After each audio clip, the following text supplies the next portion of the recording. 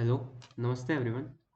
आज हम circular sketch pattern को एक्सटेंड करते हुए ये गियर पार्ट मॉडलिंग सीखेंगे कि ये गियर कैसे बनाते हैं। और कमिंग सीक्वेंस ऑफ वीडियोस में हम ऐसे दो गियर बना के इसको मेट करने का आ, जो असेंबली होता है वो सीखेंगे कि वो कैसे करते हैं। तो ये बहुत ज़्यादा फन होने वाला है और मैं आपसे रिक्वेस्ट करूँगा कि आप काइंडली ये साथ में मॉडल करें और आपको ये बहुत ज़्यादा इंटरेस्टिंग लगेगा कि कैसे ये पार्ट मॉडल करते हैं। ठीक है, तो चलिए स्टार्ट करते हैं। पहले तो मैं ये क्लोज कर दूँगा और एक नया पार्ट स्टार्ट करूँगा। ठीक है, तो ये पार्ट मैंने सेलेक्ट कर लिया और पार्ट मैंने स्टार्ट कर दिया। पार्ट यूआई खुल चुका है। अब मैं स्केच मॉडल में जाऊंगा और ये वाला स्केच सिलेक्ट करूंगा। अब हमें प्लेन सिलेक्ट करना होगा, तो हमारा जो सरफेस होगा वो फ्रंट प्लेन होगा और मैं फ्रंट प्लेन इसको चूज़ कर लूँगा। ठीक है, मेरा स्केच खुल गया है और अब मैं आगे बढ़ते हुए इस पे बेसिक स्केच करूँगा। ठीक है, तो अब यहाँ से हम गियर मॉडलिंग स्टार्ट करते हैं। तो पहले हम ये करेंगे कि एक सिलेंड्रिकल एक्सट्रूड करेंगे और उस सिलेंड्रिकल एक्सट्रूड पे हम स्केच करके उसको कट करेंगे, एक्सट्रूड कट करेंगे। और वो एक्सट्रूड कट करने से पहले हम सर्कुलर स्केच पैटर्न अप्लाई करेंगे। ठीक है, सिंपल प्रोसेस मैंने आपको बता दिया पहले से, ताकि एक माइंड में रहे फ्रेम कि हम क्या करने वाले हैं। पहले मैं सर्कल स्टार्ट करूँगा। सर्कल स्केच करने के लिए मैं सेंटर पॉइंट से सेंटर स्टार्ट करके एक रेडियस डिफाइन करूँगा। ठीक है, और इसका स्मार्ट डायमेंशन में जाके डायमेंशन दे दूंगा 40.50। ठीक है, डोंट वरी, ये डायमेंशन मेरे कैलकुलेटेड है। मैं आपको इसके बारे में एक और वीडियो में बता सकता हूँ अगर आप चाहें तो, कि कैसे मैंने ये डायमेंशंस कैलकुलेट किए और कौन कौन से फार्मूला मैंने यूज़ किए थे। तो इनका डिस्क्रिप्शन में कमिंग वीडियोस में डाल दूंगा अगर आपको चाहिए होगा तो अभी के लिए ये स्केच कर लिया। ठीक है, स्केच हमारा बेसिक एक्सट्रूड के लिए रेडी है और हम ये एक्सट्रूड कर लेते हैं। ठीक है, तो एक्सट्रूड बेस, ये मिड प्लेन सिलेक्ट कर लूँगा और मैं इसको सिलेक्ट कर लूँगा 6 mm थिकनेस का ये होगा और इसको मैं टिक मार्क कर लूँगा। हमारा बेसिक सिलेंड्रिकल हो गया है सरफेस रेडी और हम इसमें तीत बनाने वाले हैं। ठीक है, तो ये फ्रंट प्लेन मैंने सिलेक्ट कर लिया, ये उसका फ्रंट सरफेस मैंने सिलेक्ट किया है और इस पे जाके मैं स्केच स्टार्ट करने वाला हूँ। ठीक है, अब नेक्स्ट हमें यहाँ पर तीत का जो एम्प्टी स्पेस है हम वो डिज़ाइन करेंगे और हम उसको रिपीटेडली सर्कुलर स्केच पैटर्न कर देंगे और उसको हम एक्सट्रूड कट कर देंगे। ठीक है, इतना करने से ये होगा कि हमारे एक्सट्रूड कट करने से डायरेक्ट हमारे तीत प्रोड्यूस हो जाएंगे। ठीक है, तो देखते हैं आप कैसे होगा ये। फिर से मैं एक सिलेक्ट करूँगा सर्कल। अभी ये हमें दिख तो रहा है कि एक सर्कल है, लेकिन एक्चुअली में ये स्केच एम्प्टी है। यहाँ पर अभी हमने कुछ भी स्केच नहीं किया है। ठीक है, तो अब हम जो भी स्केच करेंगे हमको बहुत स्टार्टिंग से करना होगा। तो अभी पहले मैं आउटर सर्कल डिफाइन करूँगा। अगर आपको पता होगा गियर्स के बारे में, तो गियर्स के तीन बेसिक सरफेस होते हैं, एक आउटर सरफेस, एक लोअर सरफेस जो कि रूट बोलते हैं, और उन दोनों के बीच का जो डिस्टेंस होता है उसको टूल डेप्थ बोलते हैं, टूल डेप्थ। ठीक है, तो पहले मैंने आउटर सरफेस डिफाइन किया, मैं इनर सरफेस भी डिफाइन कर दे रहा हूँ। और एक होता है पिच, है ना, तो पिच भी जो उनके मिड साइज जो हाइट होती है उसको पिच बोलते हैं। ठीक है,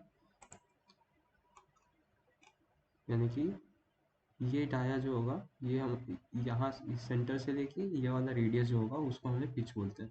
ठीक है, पिच बेसिक कंस्ट्रक्शन के लिए होता है, तो इसको कंस्ट्रक्शन वाले लाइन बनाने के लिए यहाँ सर्कल ये वाला सिलेक्टेड है। ठीक है, ये वाला सर्कल सिलेक्ट किया। अब यहाँ पर एक ऑप्शन आ रहा है फॉर कंस्ट्रक्शन। फॉर कंस्ट्रक्शन यानी कि लिए ये हमारा पार्ट मॉडल का कुछ वो नहीं है, बस ये हम कंस्ट्रक्शन के लिए यूज़ करेंगे। ठीक है, तो हम ये कंस्ट्रक्शन को टिक मार्क कर देंगे।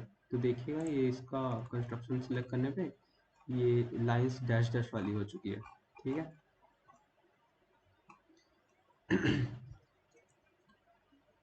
अब इसको फिर से स्मार्ट डायमेंशन देते हैं और डायमेंशन हमें डिफाइन करने होंगे इन सर्कल्स के। तो ये वाला तो डिफाइंड ही है, ये वाला हमारा 40.50।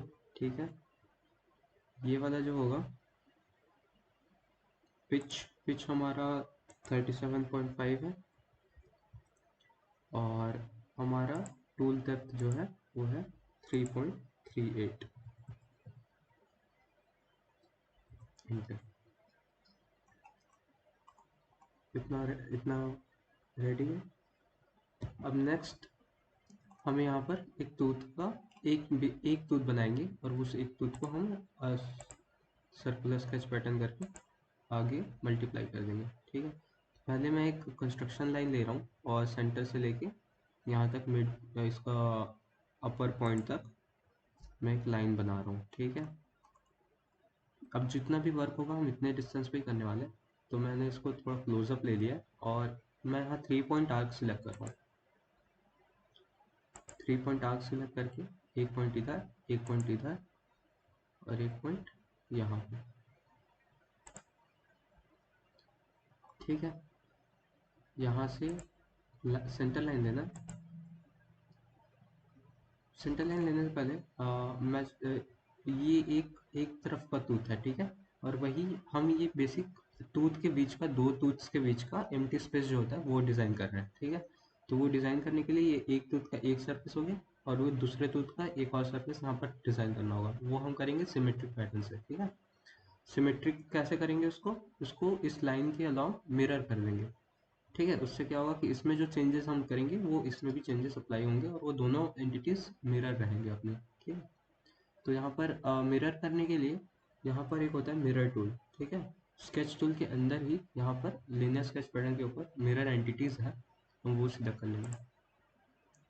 मिरर एंटिटीज हम ये वाली मिरर करने वाले हैं, तो इसको सिलेक्ट कर लेंगे। और मिरर अबाउट यानी कि जिसके अलोंग आपको मिरर करना है, तो ये सेंटर लाइन हमने जैसे पहले बनाया था, तो इसको हम सिलेक्ट कर लेंगे।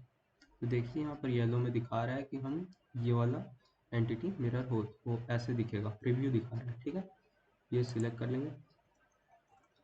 ये हमारा लगभग रेडी है, बस इसको डिफाइन करना है डायमेंशन देके, है ना। तो वो करने के लिए सेंटर पॉइंट सिलेक्ट करेंगे, एक पॉइंट यहाँ से लेके सेंटर कर लेंगे। ठीक है। और इसको हम दे देंगे, अब ये ऐसे मॉडल किया, ये लाइन सिलेक्ट कीजिए और ये वाला आर्क सिलेक्ट कीजिए। ठीक है। ये दोनों टेंजेंट रहेंगे। ठीक है। हम चाहते हैं कि हम इस डिस्टेंस को मेज़र कर रहे हैं और इन्हीं को मल्टीप्लाई करेंगे ताकि हमारे अगले टूल्स क्रिएट हो सके। ठीक है। तो यहाँ पर ये और ये लाइन टेंजेंट रहेंगे, तो हमने इन दोनों को टेंजेंट कर दिया। अब हमें एक प्रेशर एंगल डिफाइन करना होगा टूल्स के बीच का।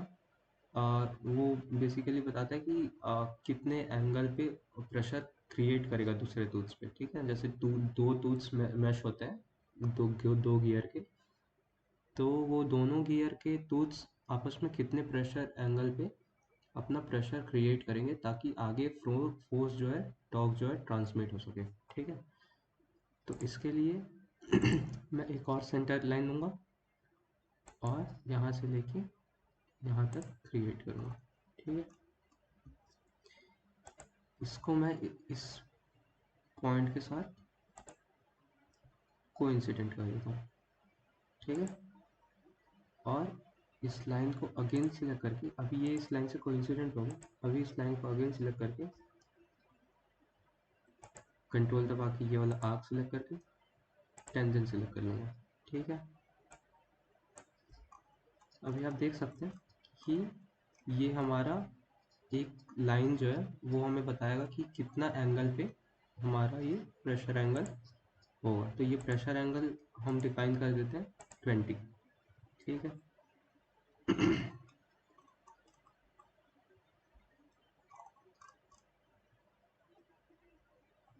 हमारा इतना क्रिएशन हो चुका है, इतना स्केच हो चुका है। अब हम आगे बढ़ते हैं। ठीक है। ये टेंजेंट कर दिया, ये टेंजेंट कर दिया। ये टूथ बेसिक प्रोफाइल बन चुका है। अब ये टूथ बेसिक प्रोफाइल इस पूरे एंटिटी में है। हम ये बाकी जो अनवांटेड एंटिटीज़ हैं ये हम स्केच है ये हम डिलीट करेंगे। वो डिलीट करने के लिए हम ट्रिम एंटिटीज़ का यूज़ करेंगे, ठीक है। तो ट्रिम एंटिटीज़ जैसे मैंने बताया था कि ये जो अनवांटेड एजेस होते हैं उनको रिमूव कर देता है। हम हमारा फोकस सिर्फ इतना टूल जो गैप है उस पे है, तो हम वही रखेंगे क्योंकि उसी को हम एक्सट्रूड कट करने वाले हैं। तो ट्रिम एंटिटी सिलेक्ट करेंगे और हम यहाँ से यहाँ तक का ट्रिम कर देंगे। ठीक है। तो अब देख सकते हैं कि सिर्फ हमारा जो टूल गैप है, दो टूथ के बीच का जो गैप है, टूथ गैप है, वो बचा हुआ है, ठीक है। तो हम बस उसी पे वर्क करने वाले हैं। एक चीज़ और कि ये टूथ गैप का जो टूथ आर्क लेंथ है ये भी डिफाइन करना होगा। तो ये आर्क लेंथ डिफाइन करने के लिए मैं यहाँ पर इस पॉइंट को सिलेक्ट कर रहा हूँ और कंट्रोल दबा रहा हूँ साइमल्टेनियसली। कंट्रोल मैं दबा के रखूँगा तो ये वाला पॉइंट सिलेक्ट किया और कंट्रोल दबाया, और कंट्रोल दबाए हुए ही ये वाला पॉइंट सिलेक्ट किया, ठीक है।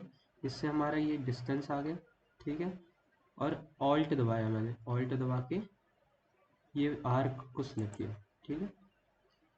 तो कंट्रोल और ऑल्ट दबाए हुए मैंने ये तीनों सिलेक्ट किए पॉइंट, और ये आर्क लेंथ आपको ऊपर दिख सकता है कि आर्क डिफाइन कर रहा है, वो आर्क का सिंबल दिया है ना, 3.85 के ऊपर आर्क का सिंबल दिया हुआ है, तो ये आर्क को डिफाइन कर रहा है। मैं इसको सिलेक्ट कर लूँगा और इसका मेज़रमेंट होगा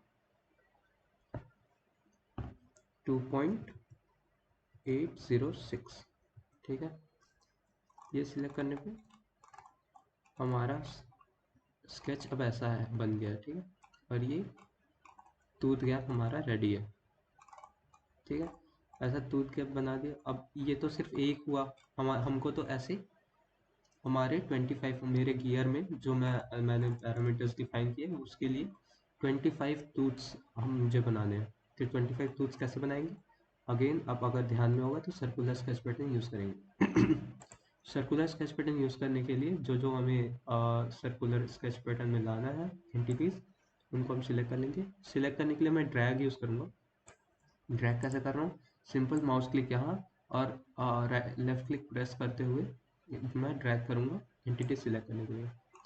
अब आप देख सकते हैं कि हमारा जो टूथ गैप वाला एरिया है, क्रॉस सेक्शन है, वो हमारा सिलेक्ट हो चुका है और ये हम सर्कुलर स्केच पैटर्न में यूज़ करेंगे। मैं again circular sketch pattern start करूँगा और ये अपने आप ही सिलेक्ट कर लिया कि इसने इस पॉइंट के around circular sketch pattern create कर दिया, ठीक है। यहाँ पर हम पैरामीटर्स डिफाइन कर देते हैं, जैसे कि हम टोटल 360 डिग्री में सर्कुलर स्केच पैटर्न यूज़ करने वाले हैं। इक्वल स्पेसिंग में रहेगा, ठीक है, ताकि सारे गियर्स इक्वल स्पेस्ड रहे, और टोटल टीथ्स होंगे 25, ठीक है। ये इतना हो गया और बाकी पैरामीटर्स डिफाइन है, तो हम यहाँ टिक मार्क करेंगे।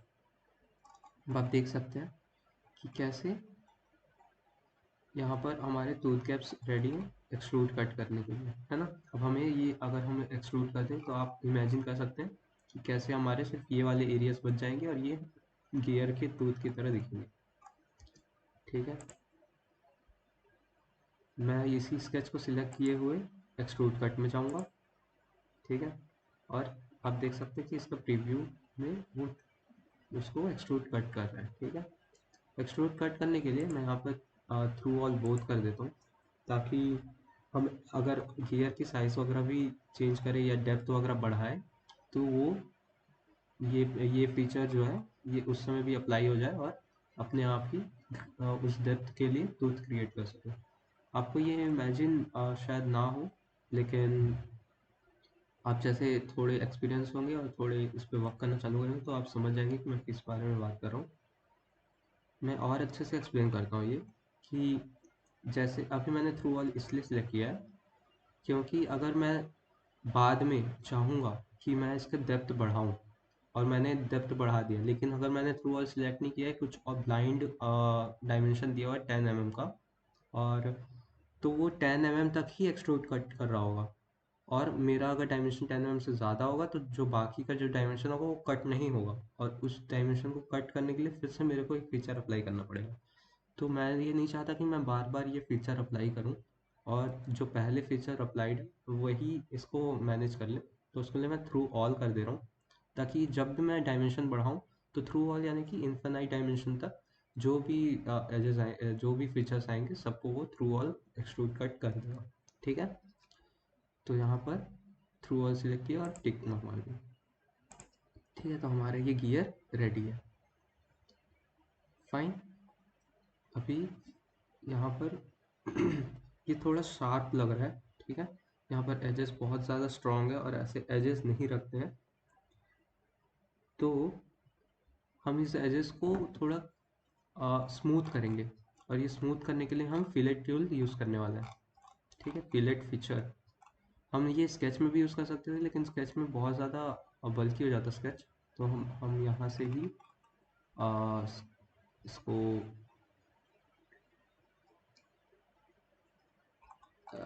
पिक्चर अप्लाई करने वाले हैं। ठीक है, तो अभी हम इसको फिलेट यूज़ करने के लिए मैं पहले फिलेट एक्सप्लेन कर देता हूँ कि फिलेट होता क्या है। फिलेट अप्लाई करने से पहले आप देंगे कि यहाँ पर एक चीज़ तो मिसिंग ही है कि ये गियर का सेंटर पार्ट कहाँ है, हम इसको शाफ्ट में कैसे अप्लाई करेंगे। तो हमने बहुत रूकी मिस्टेक किया है यहाँ पे। तो हम गियर का सेंट्रल एक्सट्रूड कट करने वाले हैं। तो आप खुद ही सोच सकते हैं कि कैसे कर सकते हैं, ये बहुत इजी है। अगेन फिर मैं नया स्केच चालू करूँगा और यहाँ पर सेंटर में जाके एक सर्कल क्रिएट करूँगा। ठीक है, और ये सर्कल का स्मार्ट डायमेंशन से बोर डिफाइन कर देते हैं। बोर होगा लेट्स से 15,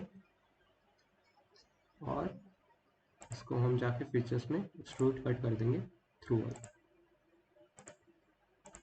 ठीक है, तो आप देख सकते हैं कि हमारा सेंट्रल स्पेस भी जिसमें जिस साफ्ट हम फिक्स करेंगे वो एरिया भी क्रॉस सेक्शन भी प्रोड्यूस हो चुका है। फाइन। मेरा एक्चुअली मैं आपको समझाना चाह रहा था, हम एडिट भी कर सकते हैं स्केच। ठीक है, जैसे कि ये हमने कट एक्सट्रूड किया, ये तो हमने नया फीचर अप्लाई किया। आप यहाँ देख सकते हैं कि पहले हमने बॉस एक्सट्रूड किया, फिर एक कट एक्सट्रूड किया जो कि वो गियर्स के टूथ प्रोड्यूस किए, और फिर एक कट एक्सट्रूड किया जो कि सेंट्रल शाफ्ट का स्पेस क्रिएट किया। ठीक है, हम चाहते हैं तो ये अपने एडिट स्केच करके हम पुराने स्केच को एडिट करके ही उसमें कर सकते थे, हमें एक नया फीचर प्रोड्यूस नहीं करना पड़ता। वो कैसे होता, तो पहले मैं ये वाला डिलीट कर देता हूँ जो हमने क्रिएट किया। ठीक है, कट एक्सट्रूड हमारा डिलीट हो गया, ये स्केच भी मैं डिलीट कर दे रहा हूँ। ठीक है, अब हम कैसे करें, हम पुराने स्केच को भी एडिट कर सकते हैं। तो जैसे पुराना स्केच कौन सा, हम पहले स्केच में जाते हैं, हमने जो पहले एक्सट्रूड किया था। ठीक है, तो पहले हमने बॉस एक्सट्रूड किया था, तो इसका अगर हम यहाँ ड्रॉप डाउन मेनू खोलेंगे तो यहाँ पर स्केच आएगा। ये स्केच दिखा रहा है कि हमने एक सिलिंड्रिकल सरफेस को एक्सट्रूड किया था, है ना। हम इसी को एडिट करते हैं, तो ये स्केच सेलेक्ट किया और राइट क्लिक किया और इसमें एडिट स्केच का ऑप्शन है। ठीक है, तो हमने एडिट स्केच सेलेक्ट कर लिया। ठीक है, अब एडिट स्केच में हमें वापस से वही स्केच आ चुका है जिस पे हम एक्सट्रूड किए थे। हम इसी पे वर्क करेंगे और इसी पे ही हम अपना सेंट्रल स्पेस डिफाइन कर देते हैं और इसको डायमेंशन दे देते हैं 15। अब आप देख सकते हैं, अब हम जब एडिट स्केच करेंगे, एग्जिट स्केच करेंगे, तो वो सेंट्रल स्पेस क्रिएट करके होगा, है ना। तो उसने सिलेक्ट कर लिया कि बाहर वाला स्केच को ही हम यूज़ कर रहे हैं और उसी ने उसमें उसी को एक्सट्रूड कर दिया। ठीक है, तो इस तरीके से आप एडिट स्केच भी यूज़ कर सकते हैं। तो फिलेट मैं होपफुली नेक्स्ट वीडियो में बताऊंगा। अभी के लिए ये इतना वीडियो के लिए काफ़ी है। होपफुली ये गियर बहुत इंटरेस्टिंग लगा होगा आपको कैसे बनाते हैं, और मैं चाहूँगा कि आप ऐसे बहुत सारे गियर्स बनाएं ताकि हम नेक्स्ट वीडियो में जब भी मेट करें तो आप बहुत सारे गियर्स को एक साथ मेट कर सकें। ठीक है, तो thank you for watching this video. And I hope आप अगले वीडियो में आएंगे और यहाँ पर हम गियर मेट करना सीखेंगे। Thank you.